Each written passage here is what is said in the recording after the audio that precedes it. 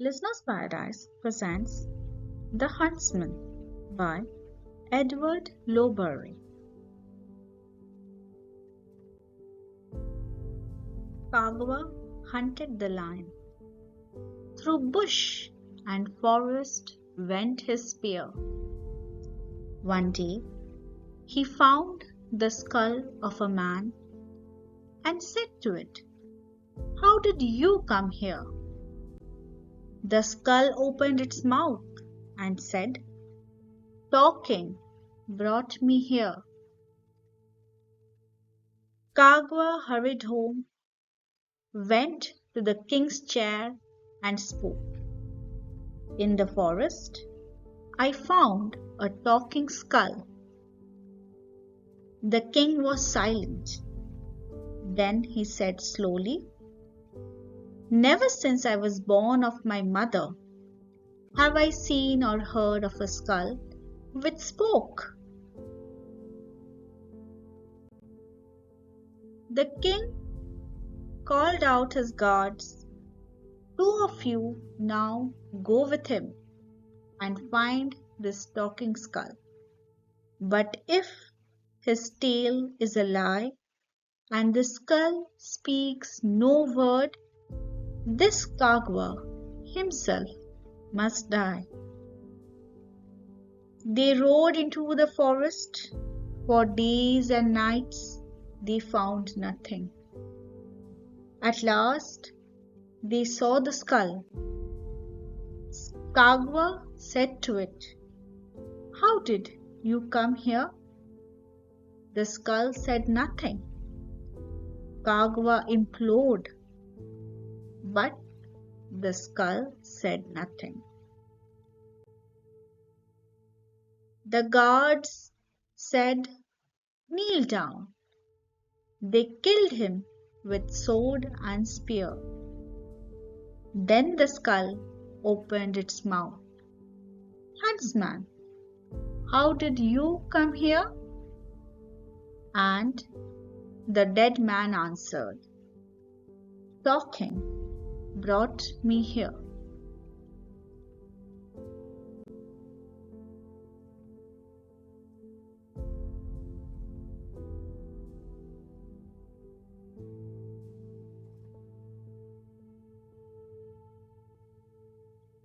Now I will begin by explaining the poem stanza-wise to you. In the first stanza, we see that Kagawa, a hunter, is introduced as a character roaming through the wilderness. During his hunt, he comes across a discovery: a human skull that can talk. The skull cryptically responds to Kagawa's question, saying, "Talking brought me here." So when Kagawa is asking, "How did you come here?" the skull opens its mouth and says, "Talking brought me here." This opening stanza, it establishes the narrative and introduces a surreal element which sets the tone for the cautionary tale. So this is a story that we will be hearing in the form of a poem, and here the skull is personified as being able to talk, and it makes it a symbol of wisdom as well as death. Its response, that "talking brought me here," this response, it foreshadows the poem's central theme, which is the consequences of careless speech. Kagawa's curiosity and intrigue are relatable. Why? Because he's been hunting the lion for a long time, perhaps through the forest, yeah, and then suddenly he finds a skull, yeah, and thus the stanza encapsulates the idea of a dark forest where Kagawa, this hunter, is finding a skull which can talk. In the second stanza, we see that Kagawa hurries home and goes to the king. So where the poet says that he went to the king's chair and spoke, here we understand that Kagawa is excited by his discovery and he rushes to the king to report the talking skull. His words to the king reveal his innocence and faith in authority, by simply saying, "In the forest I found a talking skull." But these words also show a lack of caution. Okay? And hereby the king is silent. The king was silent. So the king is considering what Kagwa is saying.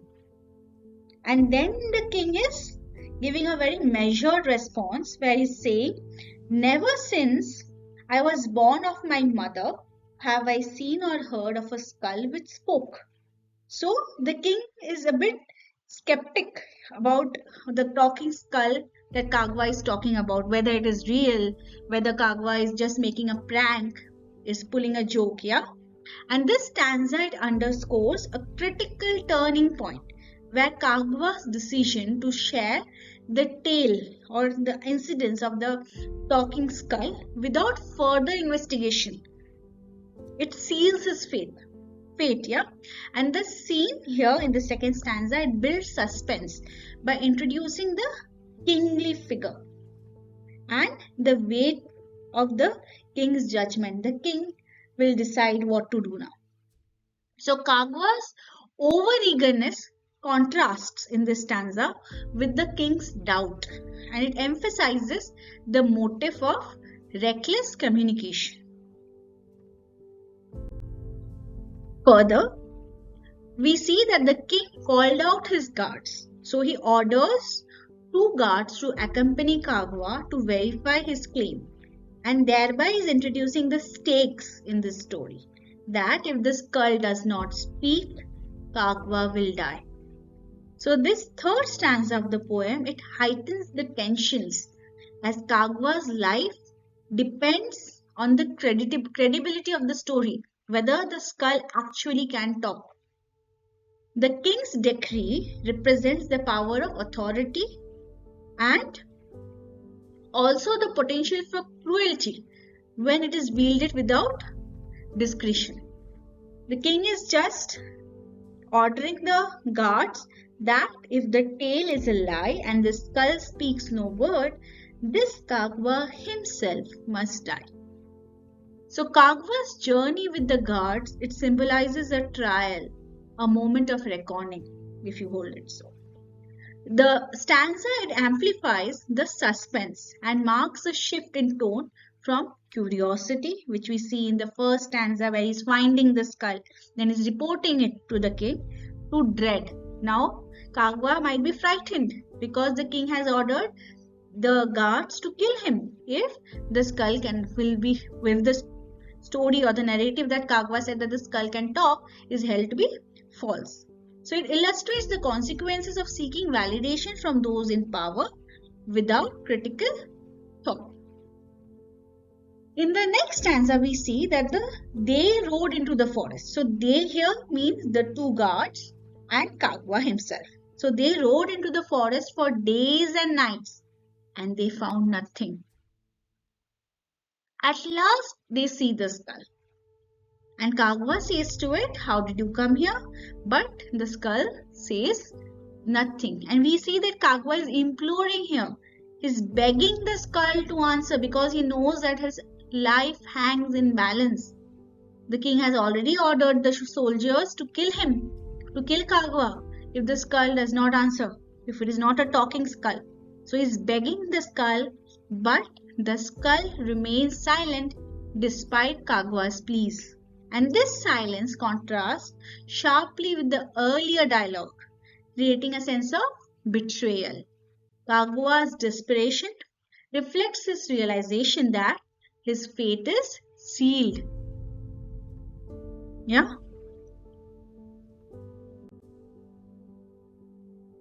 In the final stanza of this poem, we see that the guards are ordering Kagwa to kneel down, and following the orders of their king, they kill him with sword and spear.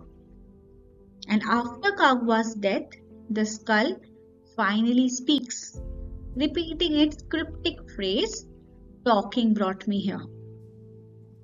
So this chilling conclusion underscores the irony and morale of the tale. Kagwa, who disregarded the skull's warning initially when he met him in the forest while he was hunting, meets the same fate as the skull had foretold. That talking brought it here. Thus, the stanza reflects on the dangers of speaking without caution. It also points out to the power of words and the finality of consequences. It closes the poem with a grim reminder of the weight of our actions and decisions. The irony of the skull's speech after Kagwa's death enhances the macabre humor and reinforces the poem's message about the perils of unconsidered speech. Okay, so now we'll be talking about the themes in this poem, and the first theme that we take up is a notable theme, which is the dangers of reckless speech. This is the poem's central theme, and it is embodied in the skull's warning to Kagwa, "Talking brought me here." Kagwa's eagerness to share his discovery with the king illustrates how speaking without caution can lead to disastrous consequences.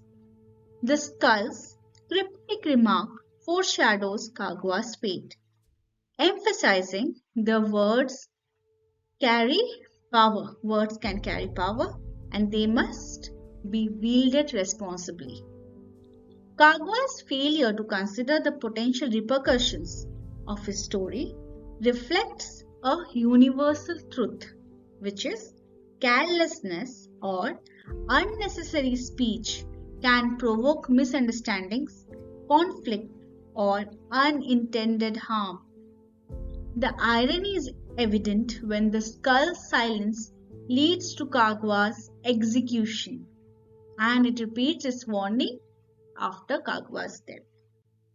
The poem, it teaches the timeless lesson that one should think before speaking, a theme as relevant in personal relationships as it is in broader social and political contexts.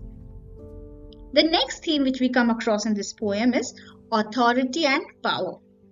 So the poem explores the dynamics of power through the figure of the king, who symbolizes absolute authority.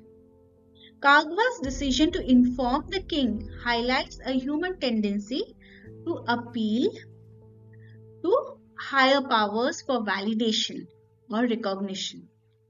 However, the king's response, threatening Kagwa with death if the skull does not speak, demonstrates how authority can be wielded arbitrarily, sometimes to devastating effect.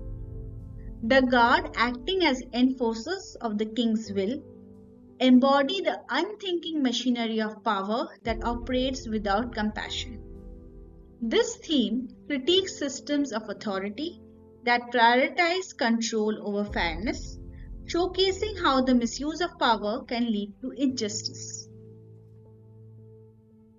The next theme of the poem is irony and human folly. Irony pervades the entire poem, particularly in the final stanza, where Kagwa meets the same fate as the skull. Despite the skull's warning, Kagwa fails to heed its message, and his eagerness to impress the king becomes his downfall.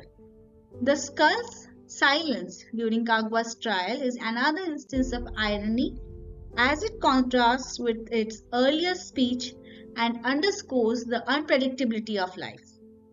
The tragic end, where Kagwa is killed only for the skull to speak again, reflects the folly of human decisions driven by impulse, curiosity, or pride.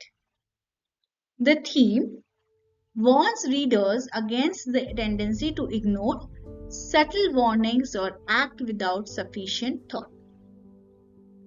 The next theme is justice and judgment. The poem critiques the concept of justice as carried out by those in power. Kagwa's punishment for an unverifiable claim highlights the flawed nature of the king's judgment, which is based more on skepticism and a desire for control rather than on fairness.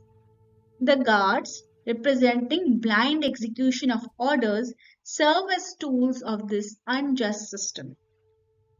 This theme sheds light on how justice can be skewed in hierarchical systems where the powerful prioritize their authority over empathy or deeper investigation. The final theme which we come across in this poem is fate and consequences. The inevitability of Kagwa's fate ties into the theme of consequences. The skull's repeated phrase, "Talking brought me here," underscores the idea that actions, particularly reckless ones, have inescapable outcomes. You cannot escape the outcomes. Kagua's downfall here, like he is dead because he's being reckless with his words. So it is not merely a result of external circumstances, but also his own choices. This theme it emphasizes personal responsibility, suggesting that individuals are often the architect of their own destiny. Now we will talk about the figures of speech. Here we see in this slide the figures of speech for stanza 1. We can see that there is a case for metaphor, a case for symbolism, as also a case for personification. You can pause the video at this point and note these down. These are the figures of speech for stanza 2. We see a case for symbolism, a case for irony, one case for juxtaposition, and another for hyperbole. In the third stanza, we identified 3 figures of speech, namely direct speech, where the king is giving a direct order to the guards. 2 of you now go with him. Next, we see a case for foreshadowing, and thirdly, a case for dramatic irony, where this Kagwa himself must die. So it is a case where Kagwa's fate is sealed due to his previous words, while he is unaware of the danger which lies ahead. In the stanza 4, we again identify 3 figures of speech. The first is imagery, the second is repetition, and the third is symbolism. In the final stanza, which is the 5th stanza, we identify 4 figures of speech. The first is personification, where again the skull is personified as opening its mouth. The second is a case of irony, where the question is asked, "Huntsman, how did you come here?" So the skull's question is irony, as ironic as Kagwa is already dead. And there is a case for metaphor, where the dead man, where Kagwa answers while he is despite being dead. And the 4th figure of speech identified is "talking brought me here." So the repeated phrase from earlier in the poem, it reinforces the cyclical nature of fate. The rhyme scheme of this poem follows a loose narrative pattern which emphasizes the story's flow rather than adhering to a strict or regular rhyme scheme. And upon analyzing the poem, it seems that the stanzas do not follow a consistent fixed rhymes pattern. Rather, it has a free verse style, where rhyme is not the central structural feature. And the recurring idea of "talking brought me here," so that is repeated throughout the poem, it also serves as a refrain, creating a sense of unity throughout the narrative despite the varying rhyme scheme. Thank you for listening. Have a good day ahead.